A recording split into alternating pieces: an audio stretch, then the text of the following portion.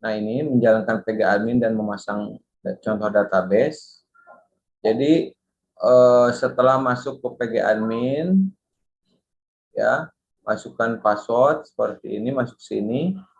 Lalu Anda buat di sini database DVD rental. Buat dulu di sini, klik kanan database DVD rental, ya. DVD rental.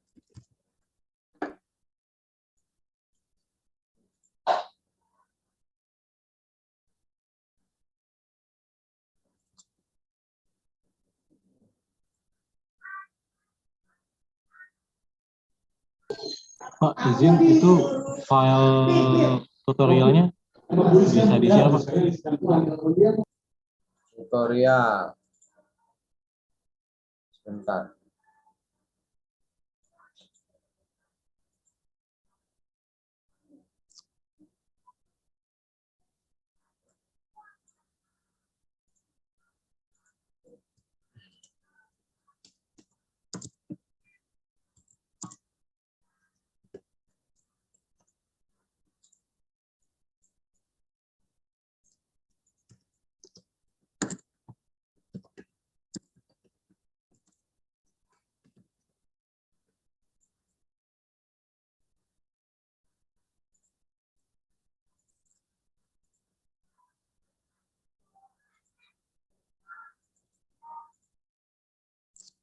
Ya.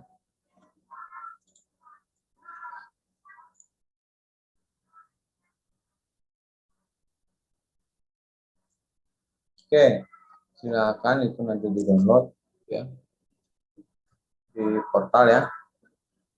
Terus, nah, setelah terbentuk DVD rental ini, kalian klik kanan, lalu kalian pilih restore yang ini nih, ya. Kalau saya udah dikonfigurasi nih, dia langsung masuk sini.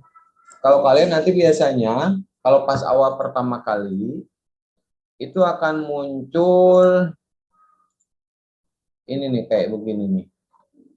Nah, ini nih, utility not found. Ini pertama kali, ya. Pertama kali. Oleh karena itu, nanti sudah saya kasih petunjuk juga. Nanti di file preference ini, kita harus memasukkan directory atau folder aplikasinya, binary path-nya. Nah, yang ini.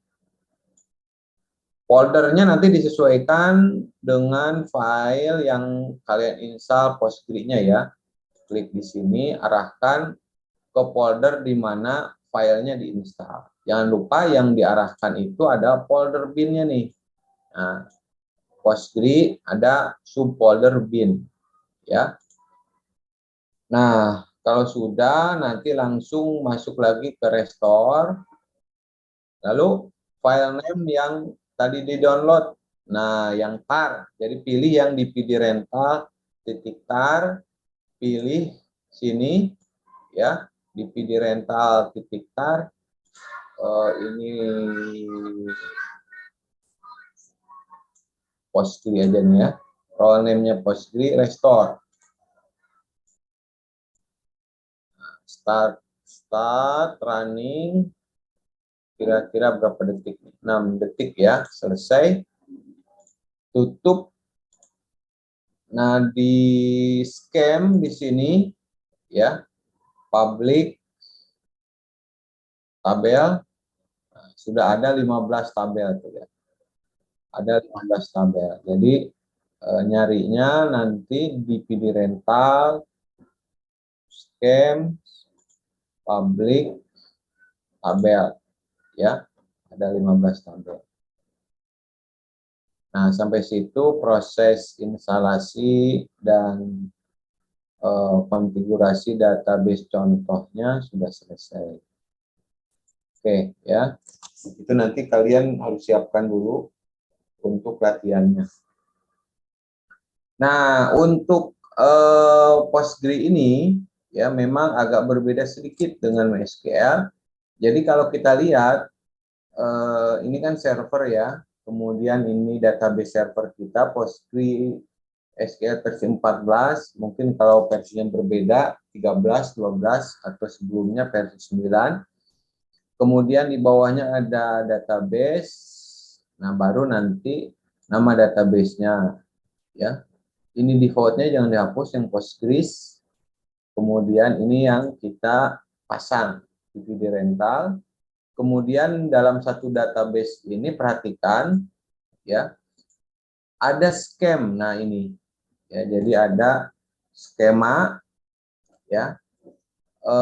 Di dalam satu skema itu ada namanya folder publik. Nah, database kita ini biasanya ditaruh di bawah publik ini ya, jadi DVD rental scam publik ya. Lebih lanjut nanti dijelaskan di teorinya ya. Nah, kemudian di publik ini nanti ada tabel ya. Jadi nanti kalau kalian ingin membuat tabel, di sini tempatnya ya. Membuat tabel di sini tempatnya ya. Contoh misalkan kalau kita mau lihat ini tabel aktor, view edit data ya, all row.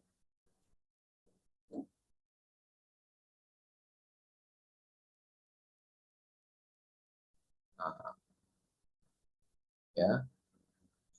Jadi ini datanya untuk actor ya. Actor ID, first name, last update. Kemudian query SQL-nya ini. Ya. Ini juga bisa kalian edit, misalkan di sini saya mau menampilkan first name-nya saja.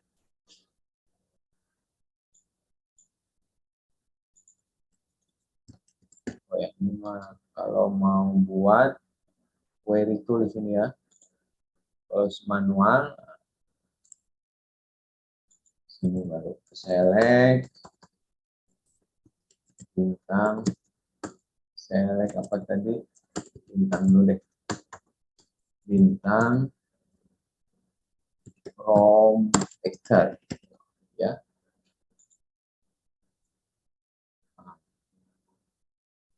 Ada berapa nih, 200 row ya, ini defaultnya yang dimunculkan. Kalau hanya first name-nya saja seperti itu, lalu klik execute ya, atau F5. Ini akan menampilkan first name ya. Ini tipe datanya dilihat karakter varying atau varchar ya.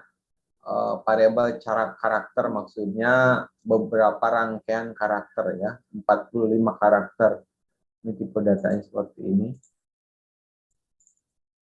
ya. Jadi kalau mau memunculkan query editor di tabel ini bisa klik kanan query tool.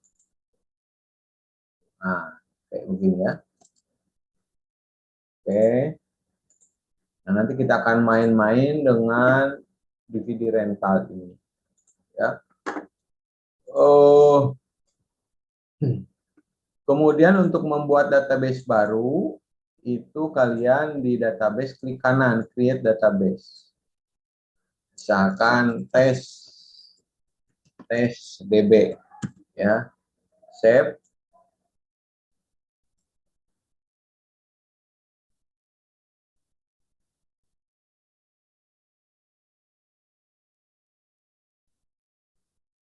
Nah, ini akan muncul seperti ini juga, case, katalog, event trigger, seterusnya ada scam, public.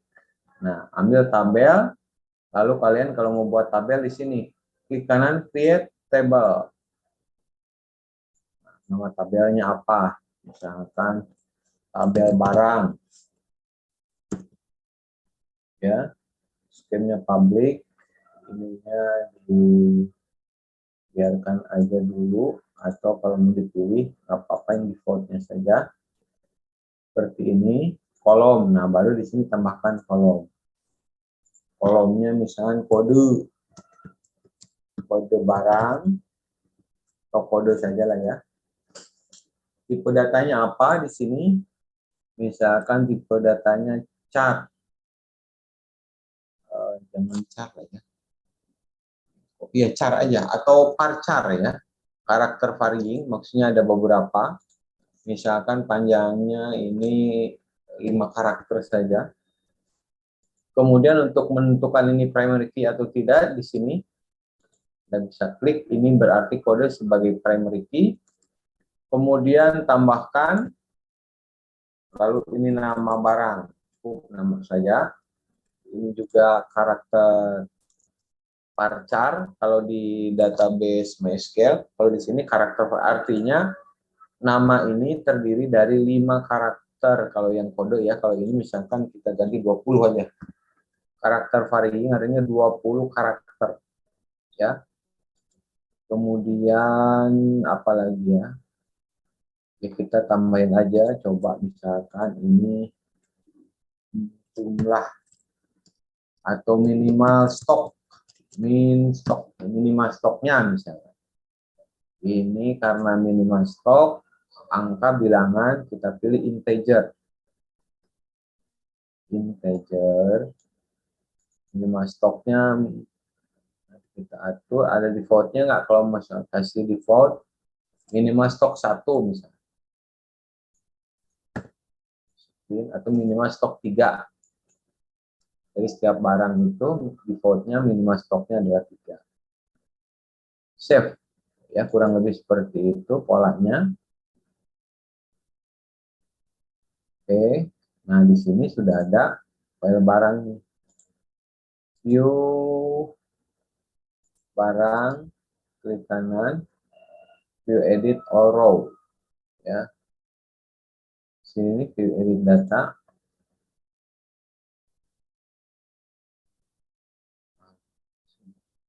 Belum ada barangnya ya, belum ada barangnya di sini. Mau ditambahin kode barang itu 23. Kode barang namanya misalkan kerupuk. Oke, di minimal barang defaultnya 3 kan tadi. Ini yang nomor 2 misal, oh nggak usah ini, langsung ini. Kerupuk 4200.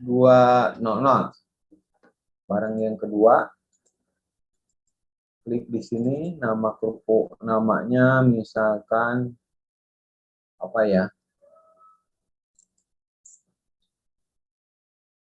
Permen.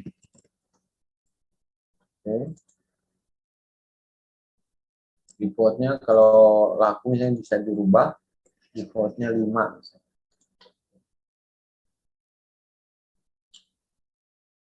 Udah masuk, kemudian kita taruh refresh ya.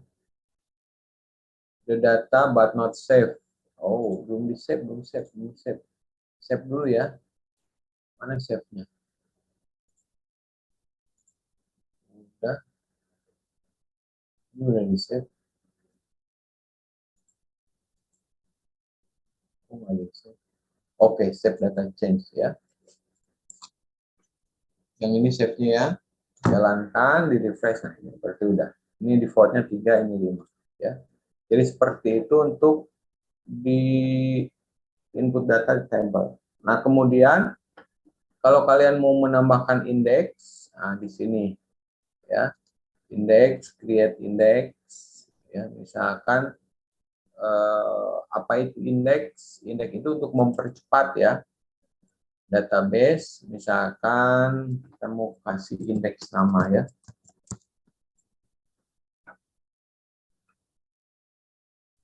Kemudian ini kita tambahkan indeksnya dari kolom nama.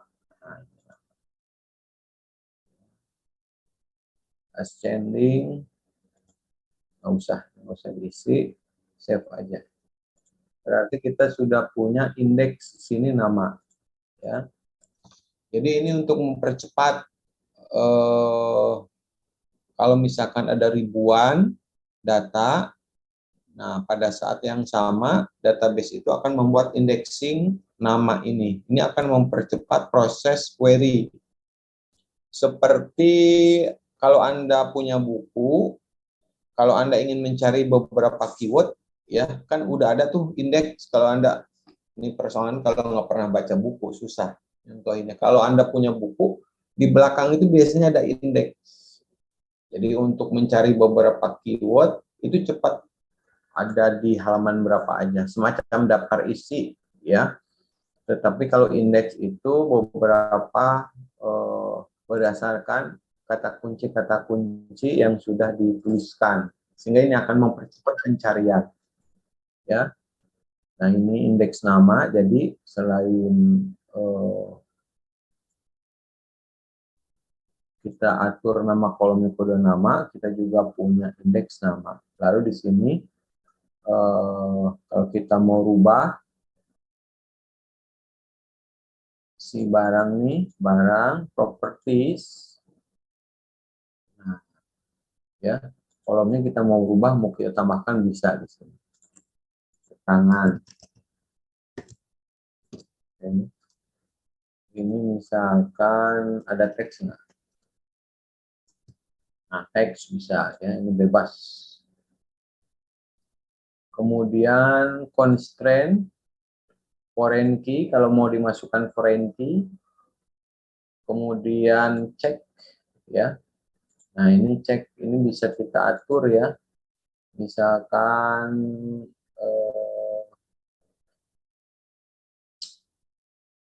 kode, harusnya nggak ada kode ini ya.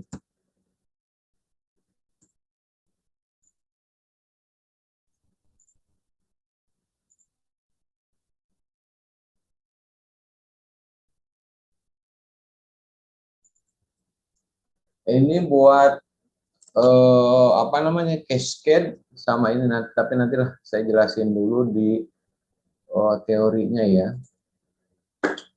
Kemudian ini Unix, kemudian ini exclude. Jadi semua masing-masing bisa ditambahkan di sini, ya. Nanti kalian bisa buka-buka kembali buku database, apa itu dimaksud dengan primary key, foreign key, Unix, cek. Tapi ini cek, ini fitur khusus, ya. Kemudian apa lagi ya di sini? Ini banyak fiturnya sebenarnya, tapi yang basic, yang mendasar, selain kita pengaturan kolom, di sini ada primary key, lalu di tambahan constraint selain primary key itu ada foreign key, ada check. Ini buat apa namanya, cascade ya,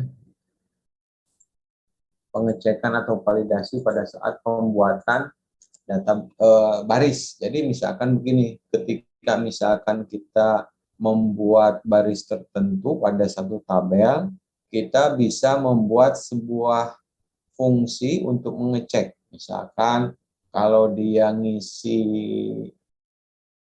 kita validasi bahwa pengisiannya itu harus lebih dari satu. Tidak boleh angka kurang dari dua maksudnya. Jadi lebih dari satu, minimal dua. Jadi kalau misalkan mengisi 0, 1, minus, maka dia tidak akan mau disimpan. Ini cek nih. Jadi kita bisa atur pengaturannya di sini. Ya.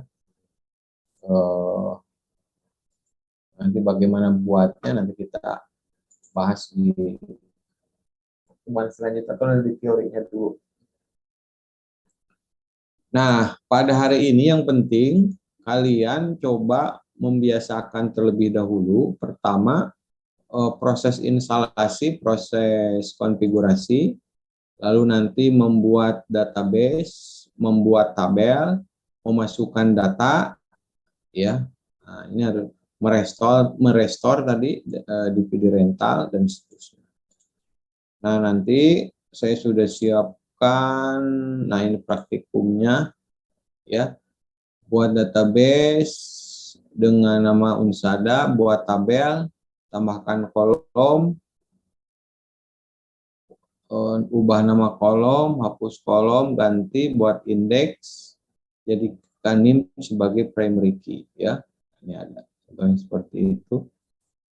Jadi itulah praktek yang akan kita lakukan hari ini.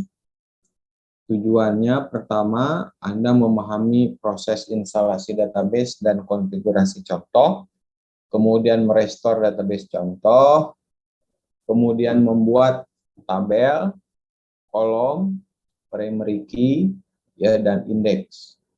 Nah, itu tujuan praktek kita hari ini. Silakan nanti dipraktekkan.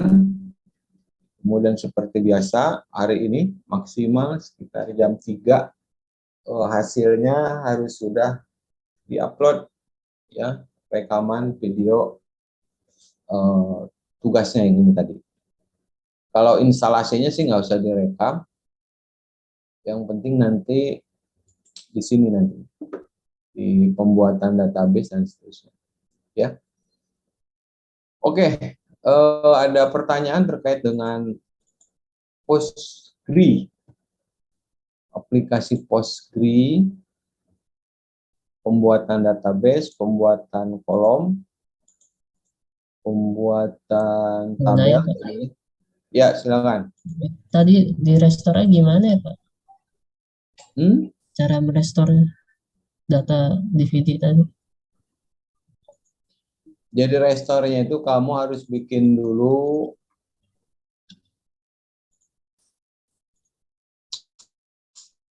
sini, create database, DVD rental,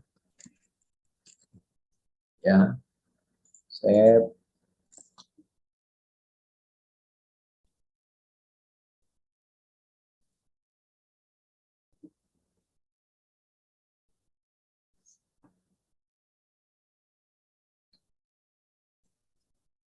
Klik kanan, pilih restore nih. Nah, Pak, screen-nya kayaknya nggak ada, Pak. Screen-nya nggak Bapak share. Oh. Saya ulang ya. Aduh, tadi udah 2 langkah lupa. Nah, create database, DVD rental, kan? Save, ya. Masukin dulu database ini kan kosong nih. Jadi pahami dulu. Jadi maksudnya create database ini berarti ini database masih kosong, ya. Ini udah ada nih database. Kalau kalian lihat di sini, scheme, public, tabelnya masih kosong. Sedangkan kita ingin memasukkan data yang sudah ada, data contoh. Ya, jadi restore itu fungsinya mengembalikan. Jadi kalau kita punya database, kita backup, kita restore tuh, kita masukkan lagi. Ya, jadi datanya sudah ada dari hasil backupan, mungkin udah ada yang orang membuat contohnya di backup. Nah, itu dibuat contoh. Nah, kita tidak perlu buat lagi tabel, kemudian datanya, jadi kita tinggal restore. Nah, restore itu berarti kita harus tahu filenya ada di mana. Nah, intinya kan begitu. Karena kan kita mau baca file datanya gitu loh. Jadi restore itu fungsinya seperti itu, ya. Kebalikan dari backup. Kalau backup kita dari database kita buat sebuah file, ya. Nah, restore, maka diarahkan nih filenya ada di mana, file restore-nya. Nih format filenya itu biasanya tar, nih, custom or tar, extensinya itu tar, ya.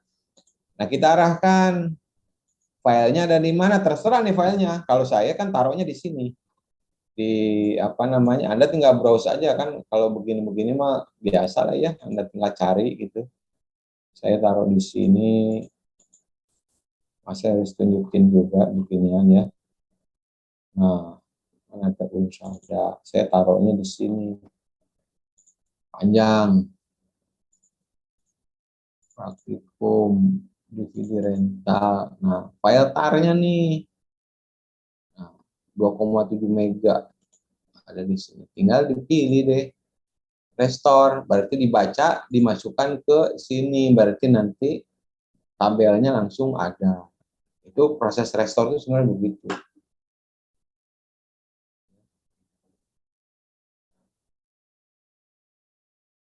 Restore nih.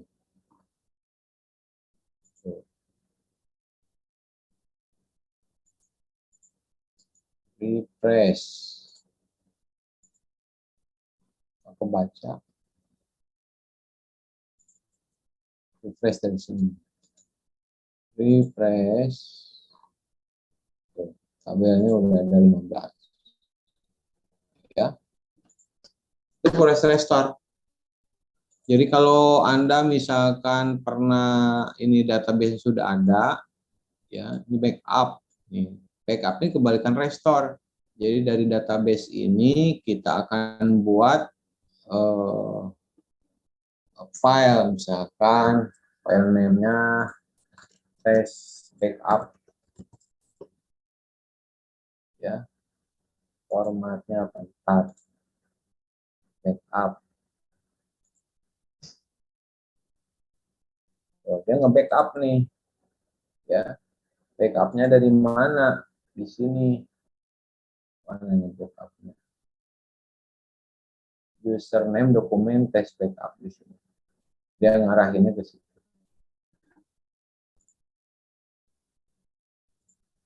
Username dokumen, nah ini test backup. Barusan kan 14 Maret 1994. Ini test backup nih. Nah ini kebalikan dari restore, ya. Jadi backup itu kita taruh di flash disk atau di hard disk yang lain. Jadi kalau nanti database kita misalkan rusak, kena virus, nah masih ada di file hard disk yang lain atau di flash disk. Jadi kita kemudian bisa kembalikan. Itu backup itu punya begitu. Jadi cadangan, ya, untuk keamanan data. Jadi biasanya proses backup ini kita lakukan secara otomatis, ya, di bawah perusahaan yang kritikal. Backup ini bahkan ada yang dilakukan setiap hari, bahkan sehari 2 kali, ya, untuk menjaga kalau misalkan tiba-tiba crash servernya atau harddisknya rusak, harus ada file cadangan kan, ya. Kalau misalkan nggak ada file cadangan kan repot. Kalau di perbankan lebih ini lagi proses backupnya, mungkin sehari 2 kali misalkan seperti itu, untuk mencegah ada hal-hal yang tidak diinginkan pada database. Nah, proses membaca backup itu kita sebut dengan restore. Nah, inilah yang kita lakukan. Orang lain sudah membackup data DVD rentalnya, tinggal kita restore gitu. Jadi kita tinggal baca saja. Nah, itu yang kita lakukan, proses restore itu seperti itu. Jadi kalau mungkin ada yang bingung, apa sih restore? Jadi restore itu membaca, mengembalikan file yang dihasilkan dari proses backup, gitu, ya, sehingga bisa kita gunakan kembali pada server database kita. Baik, ada lagi pertanyaan? Pak, saya Pak.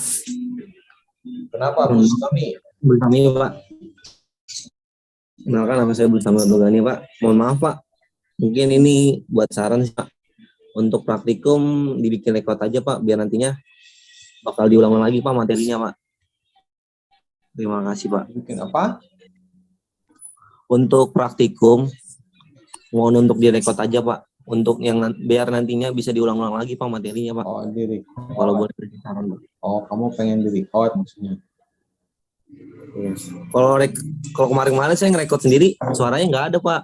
Harus langsung dari ininya Pak. Wah, dari Bapak gitu. Oh gitu.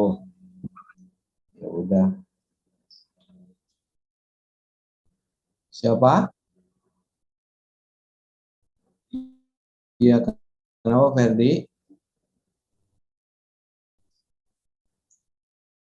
Record. Oh, ya udah, kasih aja nanti ke teman yang butuh. Siap. Boleh, Bu. Kenapa?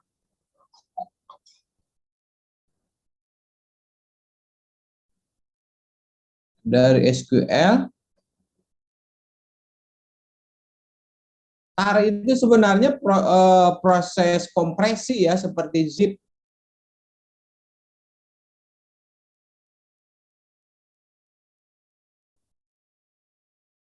Kalau ditanya proses konversi ya bisa aja, maksudnya konversi itu Kayak misalkan ya, mana tadi?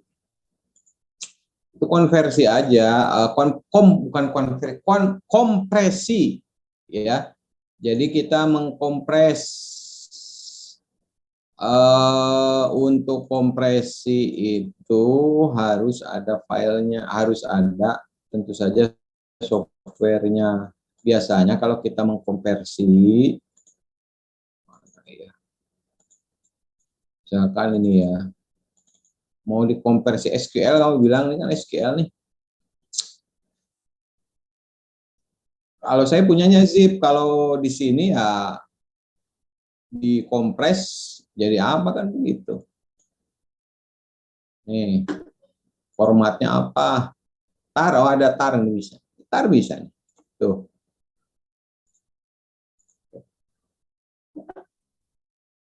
Ya, bisa. Jadi kalau mau dikompresi, ya, kalau kita mau lihat isi ini yang di PD Renta ini kan bawaan nih. Ini isinya apa? Bisa dibaca juga isinya apa sih, open arsip. Nah, sebenarnya isinya ini juga nih. 3057 segala macam. Ya. Jadi isinya yang dari bawah dia itu sebenarnya ada beberapa file yang dia baca dikembalikan. Ini ada berapa nih? 1, 2, 3, 4, 5, 6, 7, 8, 9, 10, 11, 12, 13, 14, 15. Oh, berarti ini 15 nih. 15 ini berarti tabel nih masing-masing. Cuman oleh Postgre ini di-encrypt. Ya, jadi nggak bisa dibaca begitu saja. Ya. Jadi sebenarnya kita nge-restore itu, ini tabelnya nih. Kalau kalian mau nge-restore dari SQL juga bisa di sini. Tuh. Tuh, ini perintahnya nih yang dilakukan sama dia kalau dari SQL-nya. Ya. Cuman saya kasih contoh tadi untuk restore dari file tar-nya langsung. Karena kalau dari SQL yang ini hanya nge-restore struktur tabelnya saja, nggak ada datanya nih. Kalau perhatikan di sini, ini nggak ada datanya. Ya, oke. Jadi kalau pertanyaannya tadi bisa nggak mengkonversi? Bisa kalau kalian punya softwarenya apa yang dipakai. Gitu. Mau dikonversi jadi tar, zip, apalagi ya, Z. Ya, ini kan Z nih. Jadi kompresi itu mengkompres menjadi filenya yang lebih kecil. File Z, 7Z. Ya. Jadi file test 7Z. Akan terbentuklah tes 7Z. Ya. Oke. Ini udah saya share belum ya? Belum ya? Udah ya? Pak. Saya dari tadi ngeliatin. Ngaco nih. Nih. Ya.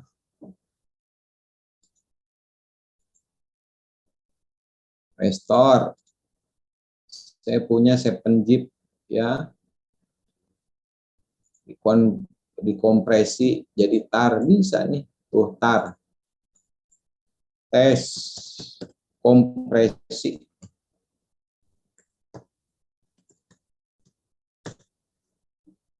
Nih, tes kompresi tar tadinya berapa nih? 45 jadi 47 lebih gede. Wah, tarnya lebih gede. Harusnya logikanya lebih kecil, kurang bagus kalau dari SQL ke tar, mungkin nggak perlu nih. Nggak perlu dikompresi kalau begini. Ya. Oke, ada lagi silakan.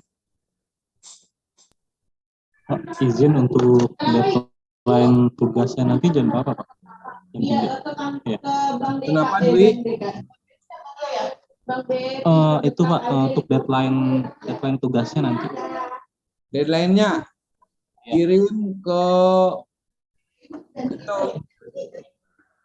Oh, saya belum masukkan ya, saya masukkan. Kirim ke Google Classroom ya. Maaf Pak, untuk deadline-nya bisa di ini nggak Pak? Apa di panjangin Pak waktunya? Agak dipanjangin. Oh, silakan aja. Itu kan kalau yang ini nanti dikasih bonus sama saya. Kalau yang apa namanya? Pas sesuai jam 3, kalau nggak lebih jam 3 ya nggak apa-apa juga, cuman bonusnya aja nggak ada. Ya.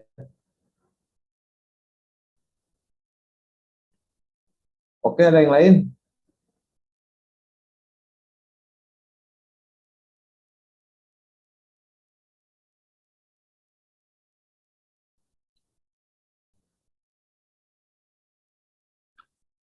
Hah? Kenapa? Halo? Cukup? Pak, laptop saya, ya iya makanya kan saya sudah sampaikan. Ini kan enggak, siapa nih, saya junior. Perbaikilah, itu modal kita, ya, modal kuliah. Kalau kalian misalkan, saya kasih ilustrasi ya. Kalian dapat proyek nilainya 20 juta.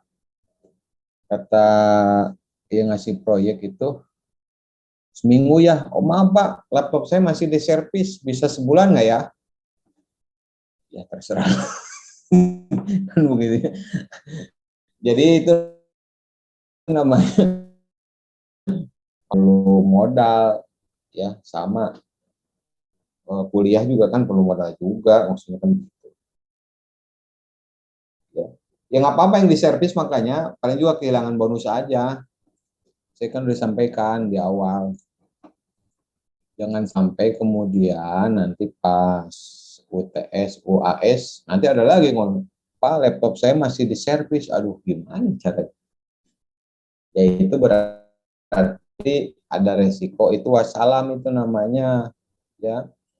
Maksudnya sama kayak misalnya kalian ke kampus naik motor, motornya kempes ban sehingga terlambat. Nah, itu kan ada faktor begitu, ya.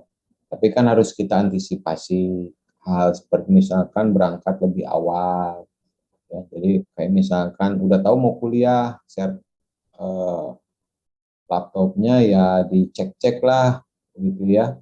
Tapi kalau kemudian setelah dicek-cek juga kemudian tiba-tiba rusak, ya berarti itu faktor X, faktor bencana. Harus bersabar menerima musibah namanya kategorinya. Tapi ada hal yang kemudian kita bisa antisipasi, ya. Oke, ada lagi silakan. Saya pernah juga pernah cerita ya, waktu saya dapat proyek di Jawa Timur, 2 minggu tuh kan, 2 minggu pekerjaan, saya beli laptop baru, naik kereta malam waktu itu. Pas nyampe di sana, setelah saya buka, ternyata di tas laptop itu udah berubah, bukan laptop tapi majalah. Rupanya ketika ketiduran di kereta malam itu, ada yang kemudian mengganti laptop dengan majalah. 2 minggu pekerjaan hilang kan? Ya tetap saja deadline-nya tidak, saya di waktu, kan semua juga sudah ditentukan ya waktunya. Tetap saja akhirnya saya harus ngejar juga, walaupun saya kena musibah, walaupun ya tetap nanti ada apa namanya, pemakluman, ya, ada toleransi, walaupun tetap waktunya nggak bisa digeser deadline-nya. Pemakluman itu maksudnya bukan karena kemalasan ataupun bukan karena ini, tetapi untuk waktunya tetap nggak berubah, hanya kehilangan bonus saja begitu, ya. Itu kehidupan tuh begitu. Baik, ada yang lain silakan. Cukup ya, kalau nggak ada silakan. Jadi maksudnya untuk waktu praktikum ini memang sebanyak-banyaknya disiapkan jam 5, jam 3 ya. Jam 3, karena sudah saya ukur ini. Download kurang lebih setengah jam, maksimal sejam kalau lambat. Kemudian instalasi kurang lebih setengah jam, ya. Kemudian mengerjakan praktikumnya kurang lebih juga setengah jam. Sebenarnya 2 jam bisa nih, jam 11, jam 12, jam 1, itu udah leluasa.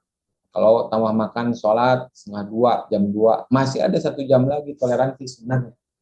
Ya, untuk mengantisipasi hal yang mungkin kalian browsing dulu, mungkin menghadapi error dulu, ya, udah kita siapkan waktunya. Jadi udah saya prediksi jam 3 itu sebenarnya waktu yang cukup leluasa dalam kondisi yang normal. Ya, sekali lagi normal itu misalkan Anda punya pulsa, ya, punya IndiHome atau punya pakai Indosat atau apalah begitu ya, Telkomsel dan seterusnya, laptopnya juga normal ya, berjalannya dan seterusnya. Oke. Baik, itu saja yang bisa saya sampaikan. Ininya saya upload dulu tugas praktikumnya, kemudian nanti dikumpulkan di Google Classroom. Cek aja nanti ya, saya akan konfigurasi dulu. Kalau nggak ada pertanyaan lagi, terima kasih. Wassalamualaikum warahmatullahi wabarakatuh. Waalaikumsalam. Waalaikumsalam warahmatullahi wabarakatuh. Terima kasih, Pak. Makasih Pak.